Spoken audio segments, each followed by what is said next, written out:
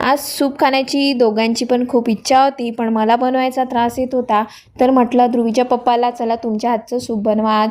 तर कॉर्नफ्लॉवरसुद्धा होतं घरी. इथे आमच्या मॅडमचा वेगळा कार्यक्रम चालू आहे आणि व्हेजिटेबल्स वगैरे सगळे होते घरी. तर आमचं सूप पण खूप सहजासहजी बनलं. सॉसेस वगैरे सगळं अवेलेबल होतं.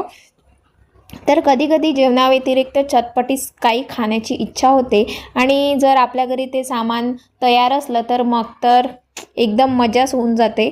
तर इथे सूप बनवत आहे, पण जो सूप बनवत आहे त्याला माहिती नाही आहे की मी व्हिडिओ कॅप्चर करत आहे. तर इथे ध्रुवी सूप नाही खात आहे, ती पराठा खात आहे, जो मी तिच्यासाठी स्पेशल बनवला बीटचा पराठा. मुलांना हेल्दी द्यायला पाहिजे आणि ती खूप आवडीने खाते. खाण्यासाठी ती आता जास्त त्रास नाही देत जशी पहिले देत होती. इथे जेव्हापासून मी तिची स्लाईड बोलवली आहे तेव्हापासून तिला अभ्यास करण्याचा खूप जास्त इंटरेस्ट येत आहे. आता माझी ध्रुवी 1-1 लिहायला सुद्धा शिकलेली आहे.